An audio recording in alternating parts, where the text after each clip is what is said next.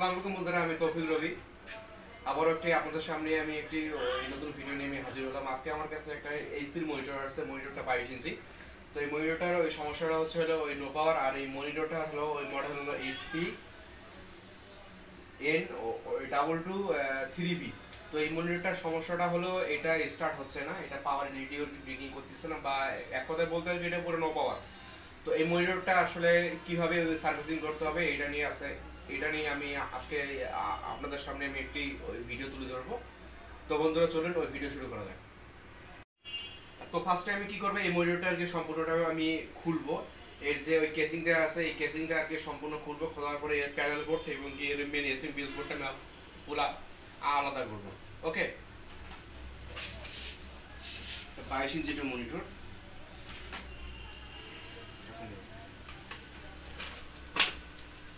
এখানে একটা লক আছে, এটা খুলে যাবে। তারপর একটা স্ক্রু ড্রাইভার দিয়ে সবকিছু আমার ব্যাগেই আছে।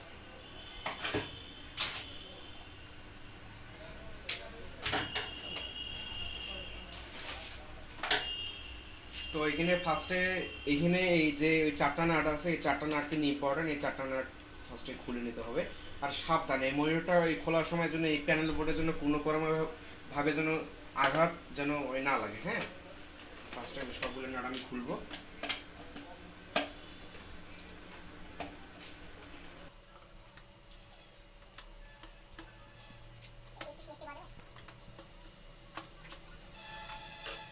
তারপরে এই চারটা আগে খোলার পরে এখানে আস্তে করে এটাকে চাপ দিয়ে খুলতে হবে।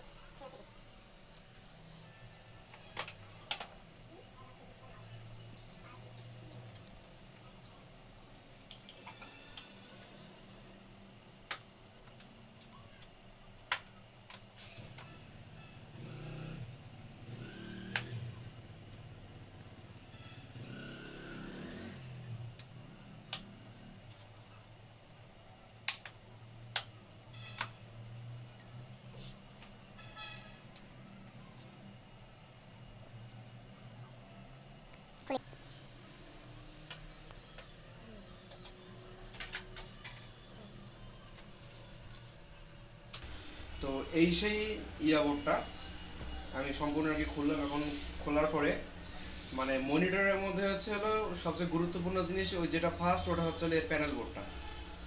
এখন যদি প্যানেলে প্রবলেম হয় তো প্যানেলটা খুব সেন্সিটিভ ভাবে খুলতে হবে। তো এটা আমার প্যানেল বোর্ডের প্রবলেম না, মনিটরটা হচ্ছে নো পাওয়ার। তো নো পাওয়ারের ক্ষেত্রে যে মনিটরের মধ্যে যে মেন এসএমপিএস যে বোর্ডটা থাকে, এসএমপিএস বোর্ডটা এবং কি মেন ওই ভিজিএ বোর্ডটা হচ্ছে মেন। তো যেহেতু পাওয়ার আসতেছে না, তো সেহেতু এটা মেন এসএমপিএস বোর্ড থেকে সমস্যা। তো ফার্স্টে আমি এই সম্পূর্ণটাকে আমি খুলে দেবো। মনিটরটা আর কি সম্পূর্ণ ইনটেক, এটা আর কি এর আগে কখনো ওই খোলা পড়েনি। এই যে আপনারা দেখতেই পাচ্ছেন আর কি খোলা পড়েনি। তো আস্তে আস্তে যে এগুলি স্টিকারগুলো উঠাবেন।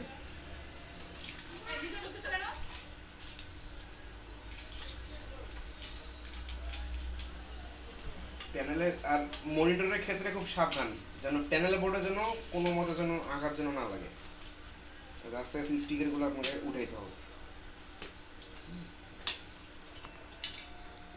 তো আমি অবশেষে ওই মনিটর থেকে আর কি আমি মেন এসএমপিএস বোর্ডটা খুলে নিছি। তো এখানে আমি যেটা আর কি দেখতে পাইতেছি যে এখানে মোট এসএমপিএস যে বোর্ডটা বা ওই পাওয়ার বোর্ড যেটা আর হচ্ছে ওই ভিজিএ বোর্ড, এই দুটো বোর্ড আর কি পুরা একই সাথে আর কি পুরো বিল্ড ইন করা। দেখতে পাইতেছেন যে অনেক মনিটরে থাকে যে ওই পাওয়ার সার্কিট থেকে আলাদা, তারপর হচ্ছে ওই ওই ভিজিএ কার্ড থেকে আলাদা। তো এই মনিটরে আর কি ওই সেই ক্ষেত্রে ওটা না, এটা আর কি সম্পূর্ণ একবার এটা সার্কিট দিয়ে পুরা ওই কম্বাইন করে দিচ্ছে। তো ফার্স্টে আমাকে কী করতে হবে, যে সম্পূর্ণ সার্কিটটা আগে খুলতে হবে।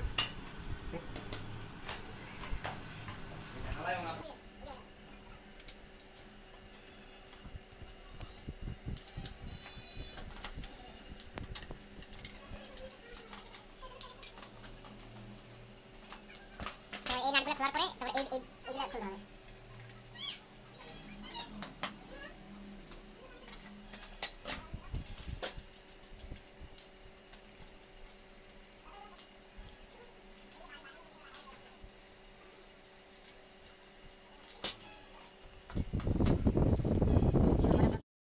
আমি ফার্স্টে আমি কি করব, আগে এখানে কোনো যে স্পেয়ার্সগুলো যে আছে আমি এখানে আগে কোনো স্পেয়ার্স রেখে চেঞ্জ করবো না। এখানে যে প্রত্যেকটা যে কম্পোনেন্ট যে আছে ওই বিশেষ ক্ষেত্রে মানে এই পাওয়ার সার্কিট বোর্ডের মধ্যে প্রত্যেকটা যে কম্পোনেন্টগুলো যে আছে প্রত্যেকটা কম্পোনেন্ট আমি to Z part to part আর কি ওই চেক করে দেখবো যে কোন মানে ওই ওই কোনটা ক্যাপাসিটির বা কোনটা পার্টসে আর কি ওই লিকেজ আছে বা ওই শর্ট আছে আর কি। তো ফার্স্টে আমি টু জেড আর কি সম্পূর্ণ আমার এই মাল্টিমিটার বা এই ভোল্ট মিটার দিয়ে আমি চেক করে দেখবো। আমি আমার মাল্টিমিটারটা আমি এই বিবার মোডে দিলাম, দেওয়ার পরে এটা শর্ট রেঞ্জে দেখলাম আমি। ওকে, তো ফার্স্টে একটা কথা সেটা হচ্ছে এখানে একটা ওই ফিল্টার ক্যাপাসিটার থাকে, ওই ওই ডিসি কারেন্ট আর কি ফিল্টার ক্যাপাসিটার, এটা ফার্স্টে একবার শর্ট করে নেবেন, কারণ এখানে অনেক সময় ওই কারেন্ট জমা থাকে আর কি। হ্যাঁ, তো এটা আমি পুরো ওই ডিসচার্জ করে নিলাম। তো আমি এখন প্রত্যেকটা আমি চেক করব।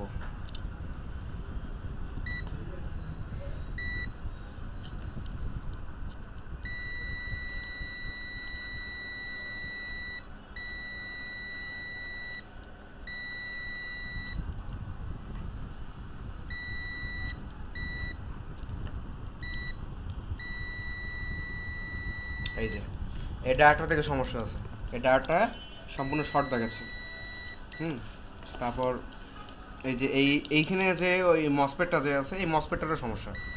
এই যে এখানে যদি ধরি শর্ট শর্ট শর্ট, এই মসপেটটাও শর্ট। আর বিশেষ করে তারপরে হচ্ছে এইখানে যে একটা যে বড় রেজিস্ট্যান্স যে আছে এই রেজিস্ট্যান্সটাও আর কি শর্ট, না সরি এটা আর কি ওই শর্ট দেখাবে আর কি, বাট এখান থেকে আর কি কোনো রেসপন্স নাই।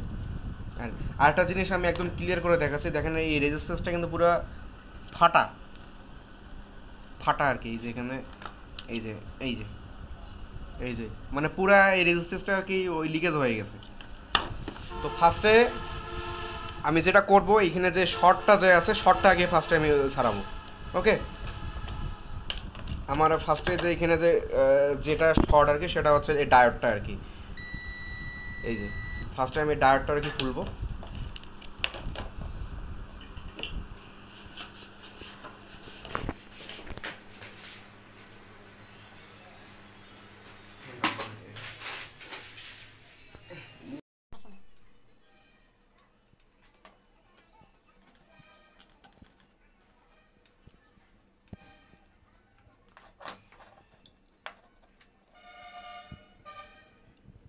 এই বাবা এতটাই গরম হয়,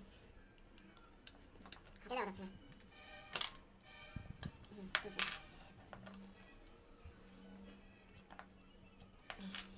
এই যে ডাটা সম্পূর্ণ খুললাম, এটা সম্পূর্ণ শর্ট আর কি। এই যে শর্ট, হ্যাঁ এই মতো দেখি এটা শর্ট সম্পূর্ণ। তো আমি এখানে একটা ভালো মানে একটা ডাট বসাবো, কিন্তু অনেকটা ডাট ছিল।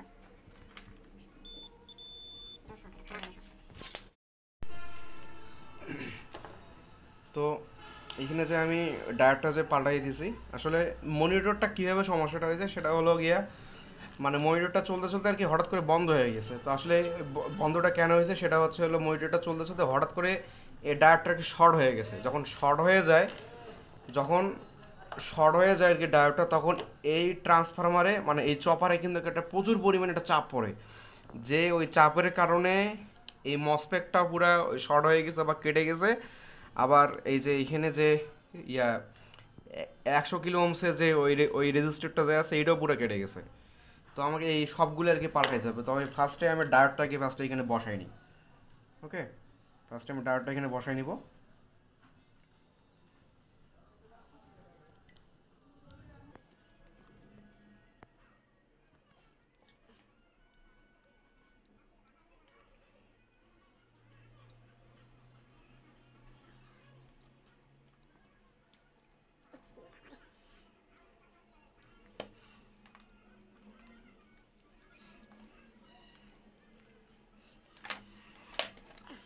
আমি ডাটা খালি বসাইছি, বসানোর পরে ভিডিওটা কিন্তু লং হয়।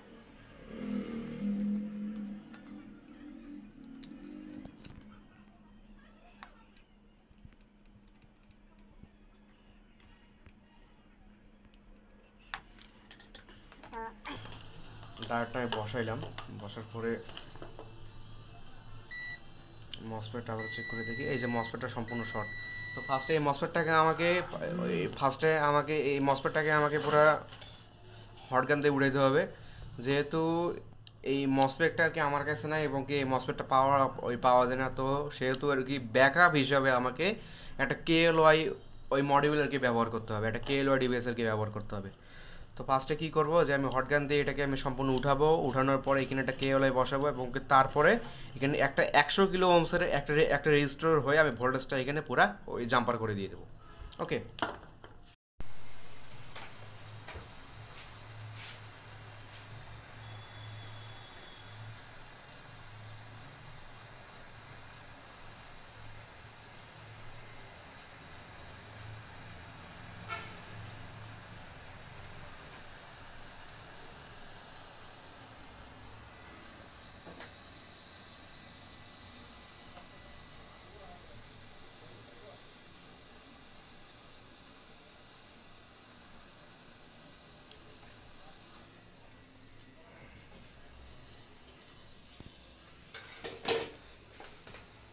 তো এই যে মসফেটটা আর কি সম্পূর্ণ শর্ট।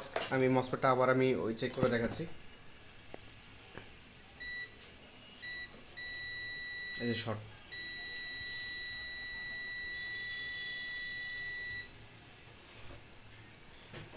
এই যে মসফেটটা পুরো শর্ট, সব জায়গায় শর্ট। তো ফার্স্টে এখন তারপরে আমি কি করবো, যে এখানে যে 100 কিলো ওহমসের যে ওই রেজিস্টরটা যে আছে এটাকে আমি খুলে ফেলবো।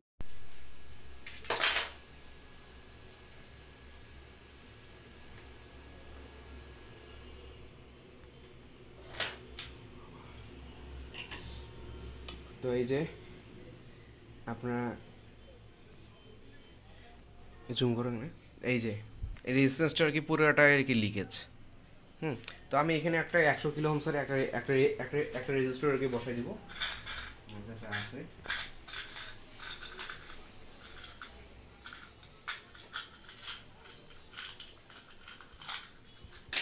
এই যে 100 কিলো ওহমসের একটা রেজিস্টর, 100 কিলো ওহমস। এটা কত কিলো ওহমস? এটা 91 ওহমসের।